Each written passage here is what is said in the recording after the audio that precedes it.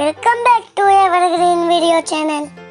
இந்த வீடியோல நம்ம பார்க்க போற ரெசிபி pinwheel potato crunch.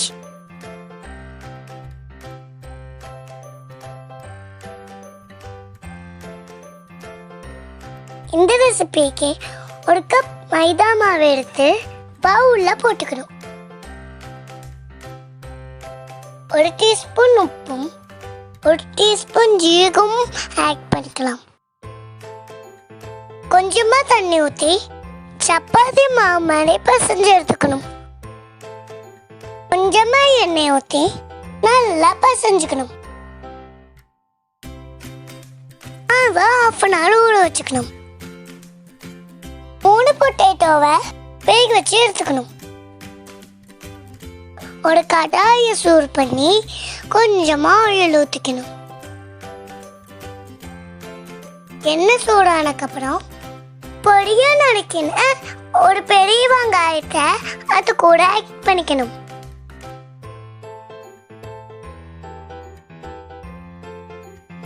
ஒரு ஸ்பூன் இஞ்சி பேஸ்ட்டும் ஒரு ஸ்பூன் பூண்டு பேஸ்ட்டும் சேர்த்துக்கணும்.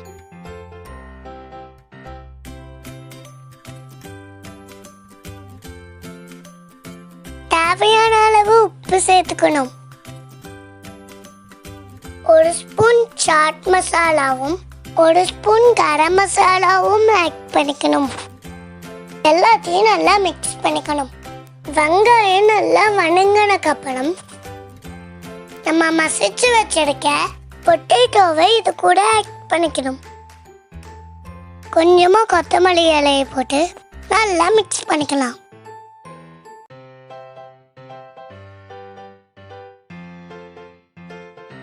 ஒரு டேபிள் ஸ்பூன் அளவுக்கு பெப்பர் பவுடர் போட்டுக்கணும். இதை நல்லா மிக்ஸ் பண்ணி எடுத்து வச்சுக்கணும். 1/2 hour கழிஞ்சு மாவை எடுத்து நல்லா பிசைஞ்சுக்கணும். இந்த மாவை 2 half-ஆ கட் பண்ணிக்கணும்.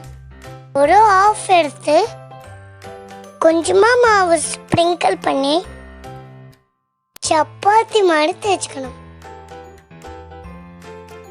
பெருசா தேய்ச்சதுக்கு அப்புறம் நம்ம ரெடி பண்ணி வச்சிருக்கிற ஃபில்லிங்ஸை எடுத்து மாவு மேல ஸ்ப்ரெட் பண்ணிக்கலாம்.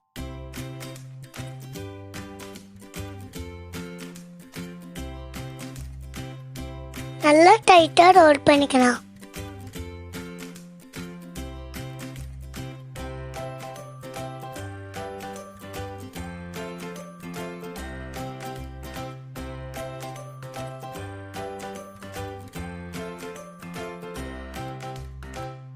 ரோல் பண்ணதுக்கு அப்புறம்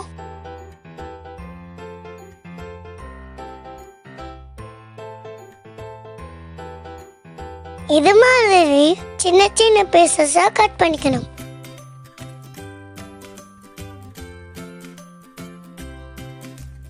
கட் பண்ணி வச்சிருக்கிற வீல்ஸை லைட்டா பிரஸ் பண்ணிக்கலாம்.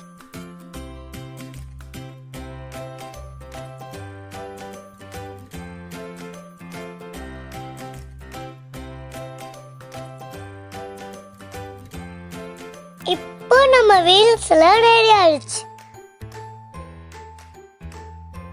ஒரு பவுல்ல 3 ஸ்பூன் கார்ன்ஃப்ளவர் மாவு எடுத்துக்கணும். கொஞ்சமா உப்பு சேர்த்து 1/2 டம்ளர் தண்ணி ஊற்றி நல்லா மிக்ஸ் பண்ணிக்கணும். ரொம்ப கெட்டியா இருக்க வேணாம், கொஞ்சம் தண்ணியா இருந்தா போதும். நம்ம வீல்ஸை ஒன்னொன்னா அதில் டிப் பண்ணி சூடான எண்ணெயில் போட்டு பொரிச்சுக்கணும். இதே மாதிரி எல்லா வீல்ஸையும் ஒன்னொன்னா எண்ணெயில் போட்டு பொரிச்சுக்கணும். 2 சைடும் கோல்டன் ப்ரௌன் ஆனதுக்கப்புறம் எண்ணெயிலிருந்து எடுத்துக்கணும். வாவ், அவ்வளோதான் ஃப்ரெண்ட்ஸ், நம்ம பொட்டேட்டோ வீல் கிரன்ச்சி ரெடி ஆயிடுச்சு. பாருங்க எவ்வளோ கிறிஸ்பியா யம்மியா இருக்குன்னு. இந்த கிரன்ச்சி வீலை சாஸ் கூட வச்சு சாப்பிட்டா சூப்பரா இருக்கும். நீங்களும் இந்த ரெசிபி ட்ரை பண்ணி பார்த்துட்டு உங்க ஃப்ரெண்ட்ஸ் அண்ட் ஃபேமிலிக்கு ஷேர் பண்ணுங்க. இந்த வீடியோ வீடியோ உங்களுக்கு பிடிச்சிருந்துச்சுன்னா லைக் பண்ணுங்க, ஷேர் பண்ணுங்க, சப்ஸ்கிரைப் பண்ணுங்க, மறக்காம பெல் ஐகானை கிளிக் பண்ணுங்க.